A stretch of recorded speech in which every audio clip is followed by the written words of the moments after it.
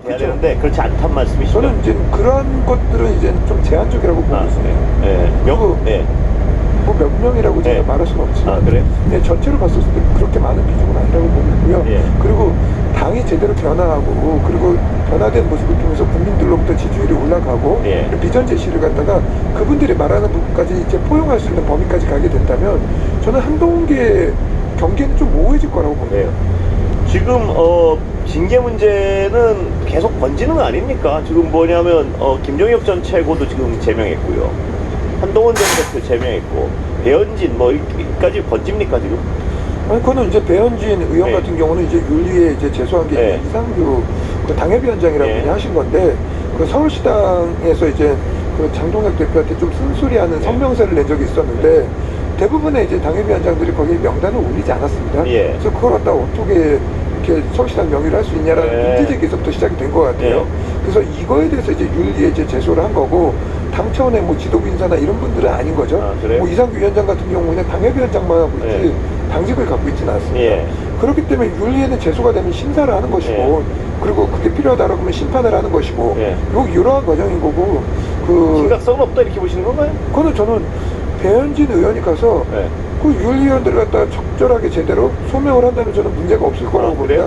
근데 이걸 가지고 정치적 쟁점을 만든다면 일이 커지겠죠. 그렇기 때문에 그 과정에 있어서 당협위원장들이 거기에 연설명을 하게 된 이유 이런 것들을 충분히 소상히 밝히면 된다라고 보고 있고 그 정성국 의원에 관련돼서 이제 원내당협위원장 같은 경우 연설명에서 징계한다라고 했었거든요.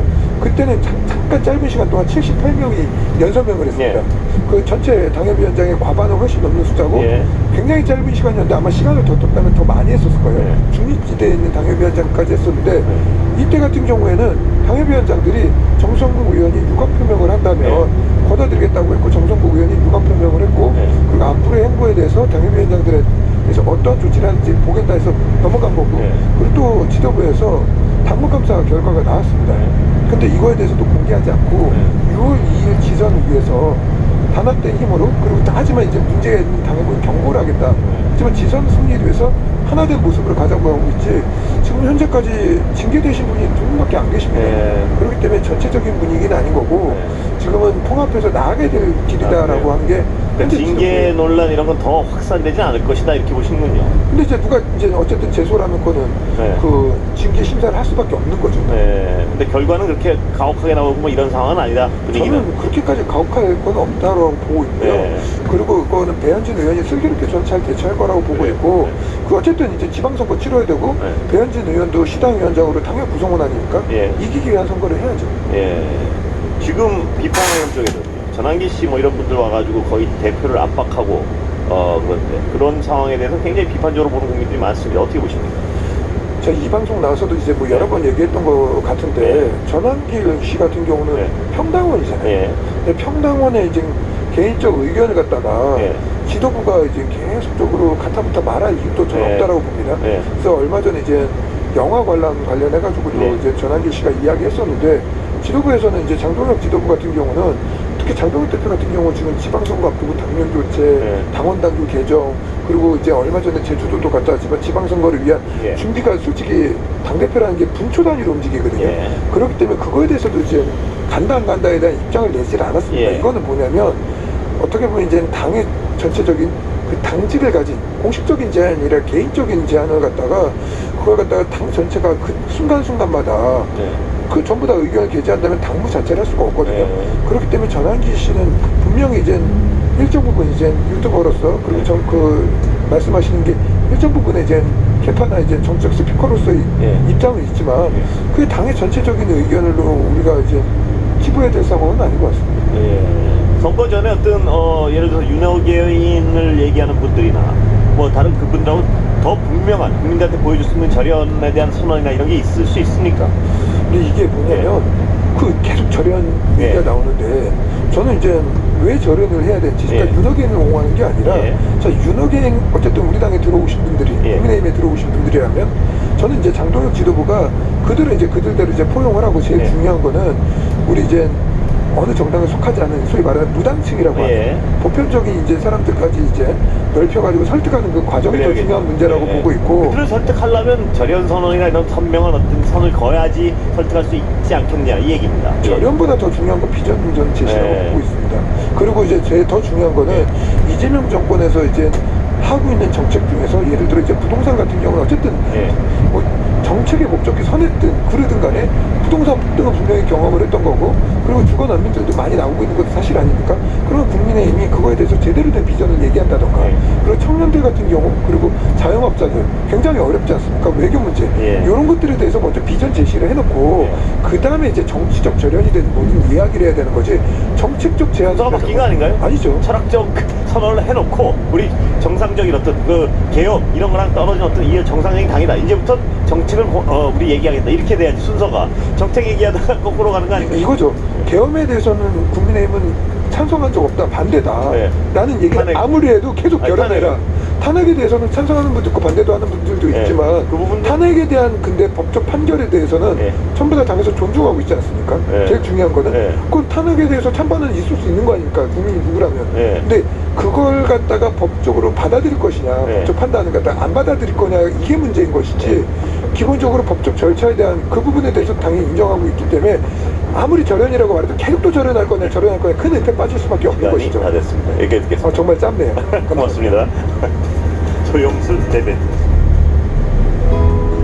내일은 더불어민주당 김병주 의원, 더불어민주당 김용남 전 의원, 국민의힘 이재영 전 의원, 박원석 전 의원과 함께합니다. 여러분 오늘도 수고 많으셨습니다. 내일 뵙겠습니다.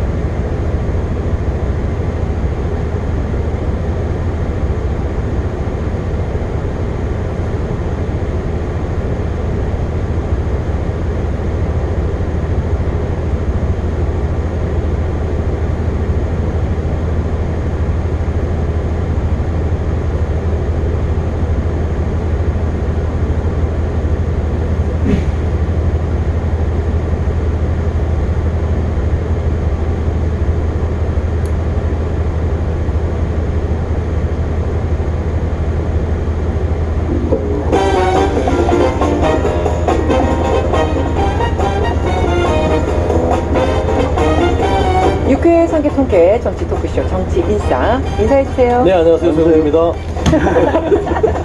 마음이 급하셨어. 괜찮아요. 한꺼번에 하는 줄 알고. 네, 안녕하세요. 양재현입니다. 안녕하세요. 장성철입니다. 안녕하세요. 윤철입니다. 안녕하세요. 이정민입니다. 와, 또 이렇게 하면 네. 네, 안녕하세요. 같이들 많이 하지 않나요? 돌아갑니다. 우리 양 변호사님 이게 유튜브에서 같이 인사하는 거 익숙하시군요. 유튜브에서는 인사 안 해요. 아, 그런가요? 네. 어쨌든 시작이 화기애애했습니다. 네. 광고 듣고 시작하겠습니다.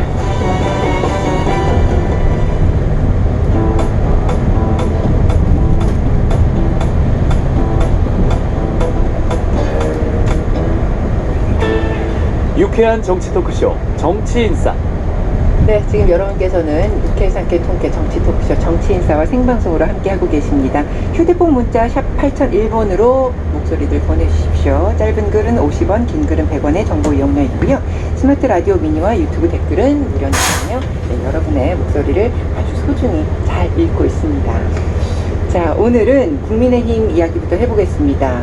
장동혁 지도부가 결국엔 한동훈 전 대표를 제명 의결했습니다.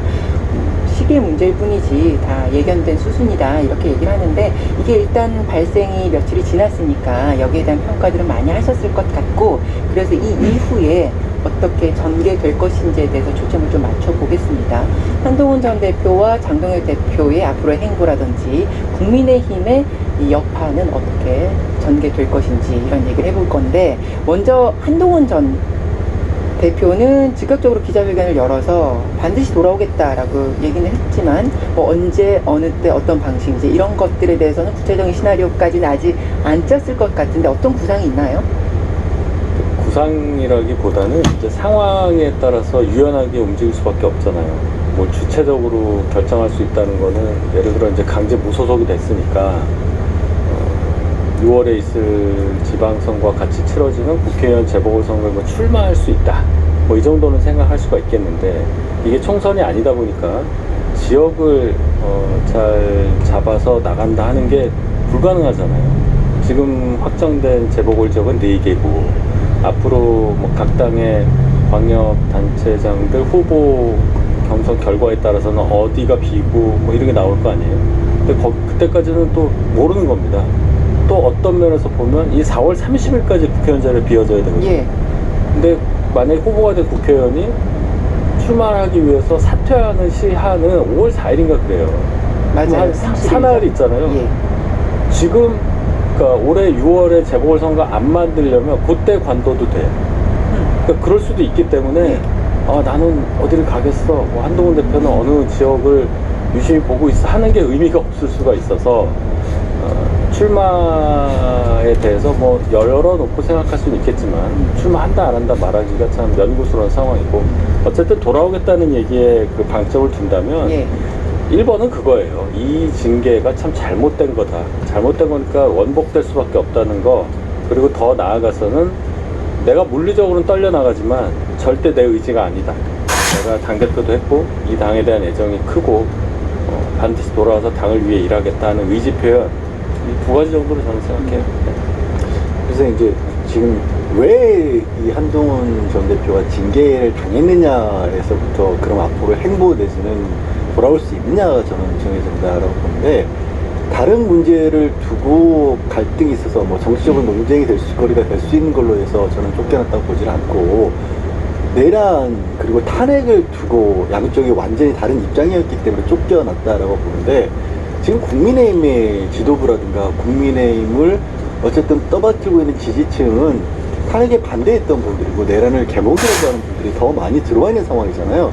이 상황에서는 한동훈 전 대표가 그냥 돌아올 수 없을 거라고 저는 예. 봅니다. 그러니까 이 한동훈 전 대표가 적어도 돌아올 길을 만들려면 당 내에 있으면서 있었던 동안에 이거 굉장히 잘못된 거, 윤석열이라는 사람이 너무나 큰 죄를 저질렀고 그 이전에 윤석열이라는 사람을 우리가 간판으로 내세워서 나라를 어지럽힌 죄에 대해서부터 먼저 반성해야 된다라는 모습을 아주 격렬하게 보여줬다라면 가능성이 있을 텐데, 저는 다시 돌아올 가능성마저도 못 만들고 그냥 쫓겨났다라고 생각해서 한동훈 전 대표라는 정치인의 정치 생명이 과연 이어질까 자체도 그러니까 그 돌아오겠다라는 것은 의지고요. 결국에는 돌아올 만한 여건은 사실 조금 희박합니다. 장동혁 지도 체제가 이 한동훈 전 대표를 쫓아내는 행위 자체가 이게 민주적 절차에 있어서 됐느냐라는 것은 그쪽 사실을 봐서는 아니에요. 좀 굉장히 포괄적으로 됐던 부분이 있고, 내용 자체도 상당히 당원 게시판에 대한 내용 자체가 국민들이 쫓겨나만 하네 그랬었나, 그것도 안 했던 거거든요. 그러니까 이제 양부장 선생님이 얘기했듯이 그 이유는 명확했어요. 그러니까 존엄을 훼손시켰다는 거죠. 그 존엄이 누구냐면 윤석열이라는 존엄이죠. 본인들이 탄핵을 반대하고